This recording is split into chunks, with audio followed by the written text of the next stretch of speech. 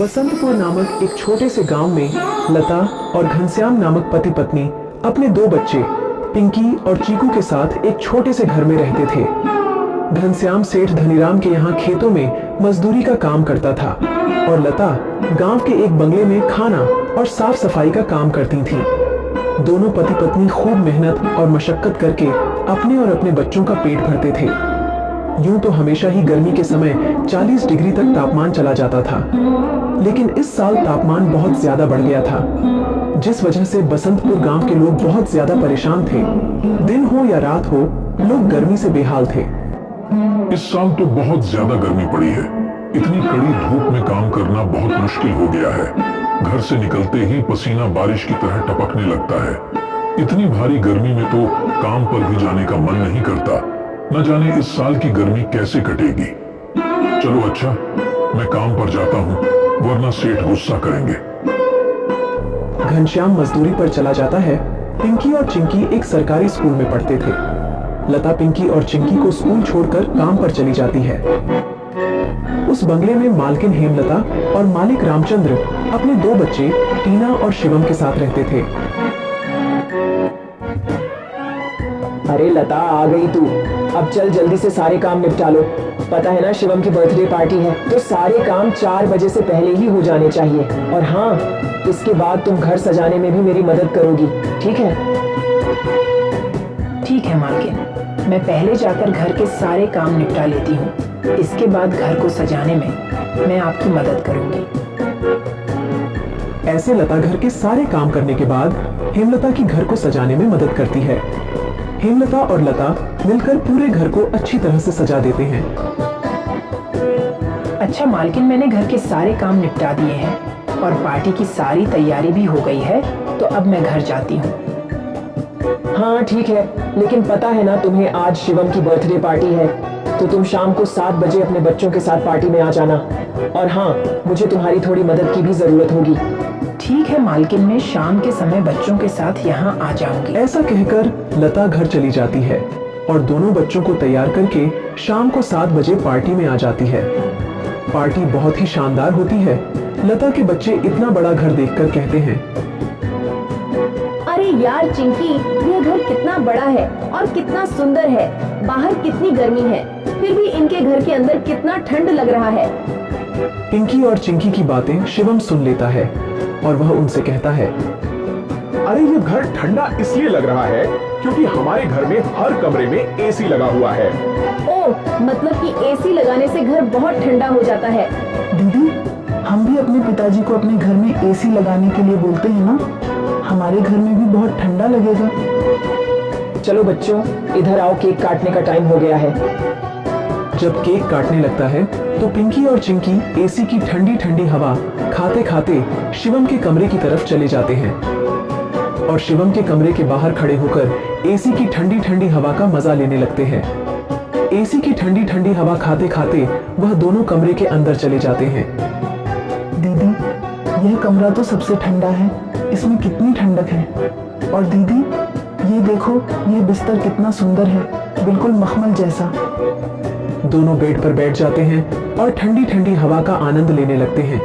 देखते ही देखते 15 मिनट बीत जाते हैं और आराम करते करते कब दोनों की आंख लग जाती है, उन्हें पता ही नहीं चलता। इतने ही देर में अचानक से शिवम की बहन टीना कमरे में आ जाती है। वह पिंकी और चिंकी दोनों को शिवम की बेड पर लेटा देखकर जोर से भड़कती है। ये दोनों मेरे कमरे में क्या कर रहे हैं? माँ इधर आओ, देखो ये दोनों मेरे बेड पर क्या कर रहे हैं। टीना की आवाज सुनकर हेमलता कमरे में आती है। तुम दोनों अभी के अभी मेरे बेड से उठो। पिंकी और चिंकी हेमलता की आवाज सुनकर जग जाते हैं। लता भी हेमलता की आवाज सुनकर भागी भागी चली आती है। क्या हुआ मालकिन, आपकी बहुत जोर से नीचे आवाज आ रही थी। क्या हुआ? ये पूछ क्या नहीं हुआ? ये देख नहीं रही तू?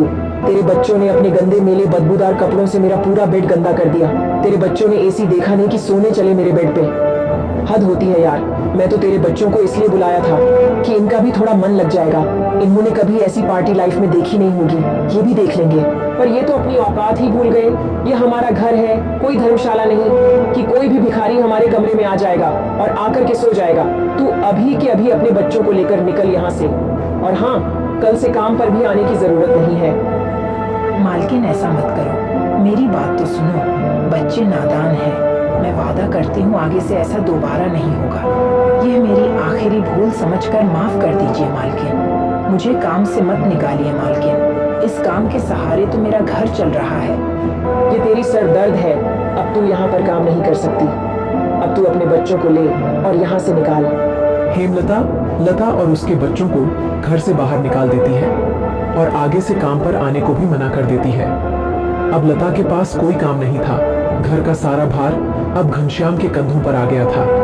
हे भगवान, आज तो खाना बनाने के लिए आटा भी नहीं है। अब मैं आटा कहाँ से लाऊं? मेरे पास तो अब और पैसे भी नहीं है।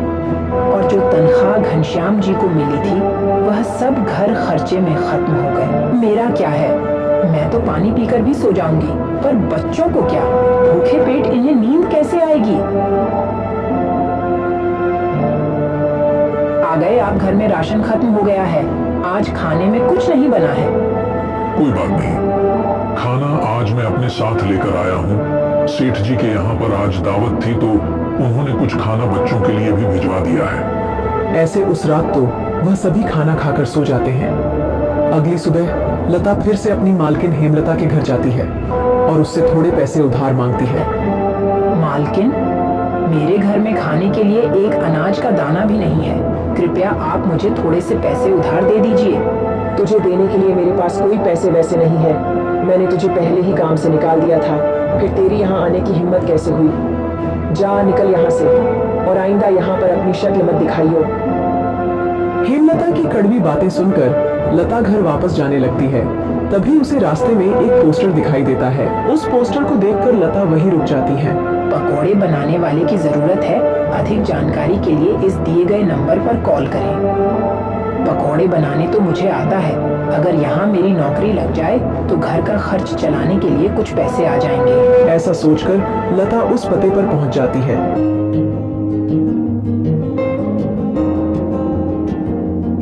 भैया, मैंने आपका पोस्टर देखा। आपको किसी पकोड़े बनाने वाले की जरूरत है? हाँ, जरूर तो है। तुम पकोड़ा बना लोगी। क्या तुम्हें पकोड़े बनाने आते हैं? हाँ, सब मुझे कई तरह के पकोड़े बनाने आते हैं, जैसे मिर्च का पकोड़ा, पालक का पकोड़ा, पनीर का पकोड़ा और भी कई प्रकार के पकोड़े मुझे बनाने आते हैं। तो ठीक है, तुम आज से ही काम पर लग सकती हो। ऐसे लता पकोड़े बनाने वाले के साथ काम पर लग जाती है और ग्राहकों को पकोड़े सर्व करने लगती है। ऐसे ही शाम हो जाती है और रमेश के सारे पकोड़े बिक जाते हैं। चलो, आज तो सारे पकोड़े बिक गए। आज तो तुमने पकोड़े सिर्फ सर्वे किए हैं, लेकिन कल से तुम्हें पकोड़े बनाने भी होंगे। हाँ साहब, मैं बहुत ही स्वादिष्ट पकोड़े बनाना जानती हूँ। तो ठीक है, ये लो आज के काम के पैसे। 300 रुपए लेकर लता सबसे पहले राशन की दुकान पर जाती है और वहां से राशन का सामान खरीदकर घर आ जाती है। घर पहुंचकर लता सबसे पहले बच्चों के लिए खाना बनाती है और उनको परोसती है। चिंकी, पिंकी, आ जाओ, खाना खा लो। इतने में घनश्याम भी वहां आ जाता है और लता घनश्याम को अपने नए काम के बारे में बताती है। इस तरह सारे मिलकर खुशी खुशी खाना खाते हैं। अगली सुबह लता बच्चों को स्कूल छोड़कर वापस काम पर चली जाती है। दुकान पर पहुंचकर लता पकोड़े बनाती है। लता के बने हुए पकोड़े ग्राहकों को बहुत पसंद आते हैं। लता के बने हुए पकोड़े खाकर ग्राहक पकोड़े की बहुत तारीफ करते हैं। उनको आज के बनाए हुए पकोड़े कल से भी ज्यादा अच्छे लगे।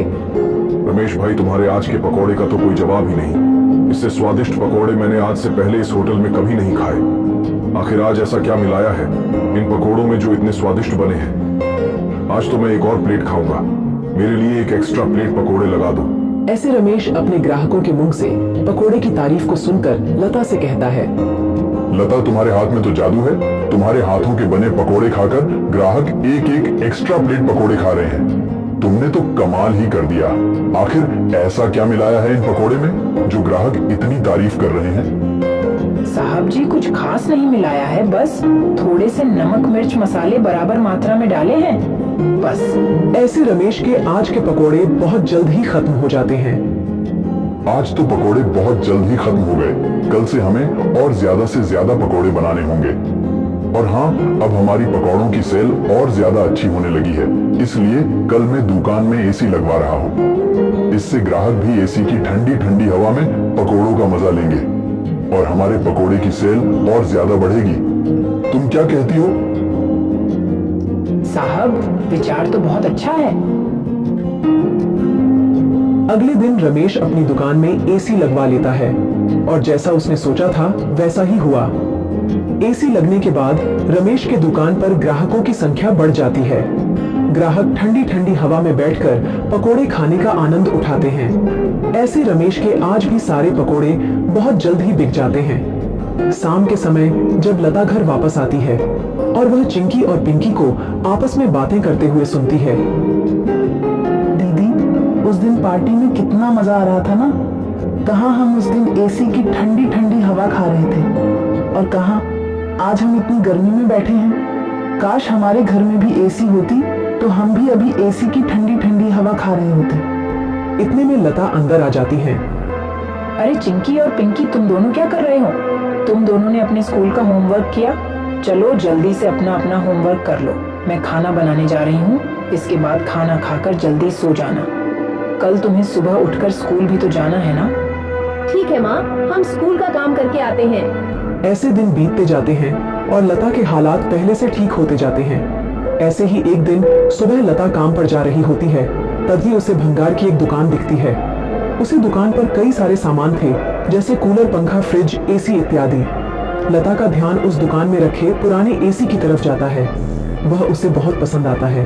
वह उस दुकानदार से बोलती है, भैया, ये एसी का क्या दाम है? मात्र 10,000 रुपए की है। 10,000? ये तो बहुत ज्यादा है। ज्यादा नहीं, ये तो बहुत कम है। ये सेकंड हैंड एसी है। अगर नई एसी खरीदने जाओगी तो 30,000 से कम की नहीं आएगी। अच्छा ठीक है, पर ये सही से तो चलती है ना? हाँ, बिल्कुल सही से चलती है। अगर 6 महीने से पहले ये एसी बंद हो जाती है तो इसकी सारी रिपेयरिंग की सर्विस बिल्कुल फ्री होगी। ठीक है, लेकिन इसका सही सही दाम लगाओ। मैं इसके 8,000 दूंगी। अगर तुम्हें देनी है तो मुझे ये ऐसी 8,000 में दे दो। ठीक है, बताओ कहाँ लगानी है। लता उस आदमी को अपने घर लेकर आती है। वह आदमी लता के घर पहुंचकर एसी को लगा देता है। एसी चालू करते ही ठंडी ठंडी हवा घर में फैलने लगती है। बच्चे भी इस ठंडी ठंडी हवा का मजा उठाते हैं। वह दीदी, क्या मजा आ रहा है।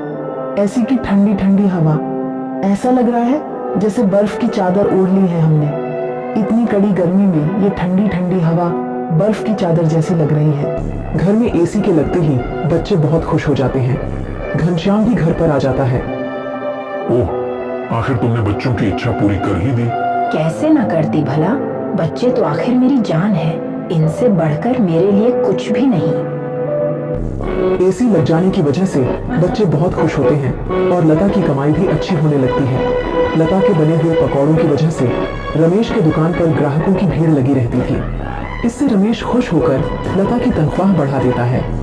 थोड़े दिन बाद घनश्याम भी सेठ धनीराम के यहाँ मजदूरी छोड़कर लता के साथ पकोड़े बनाने लगता है। दोनों को रमेश काफी अच्छी सैलरी देता था, जिससे उनका घर खर्च काफी आसानी से चल जाता था। बच्चे पूरी गर्मी ऐसी की ठंडी ठंडी हवा में गुजरते हैं और इस तरह वह लोग अपना जीवन खुशी खुशी जीने लगते हैं।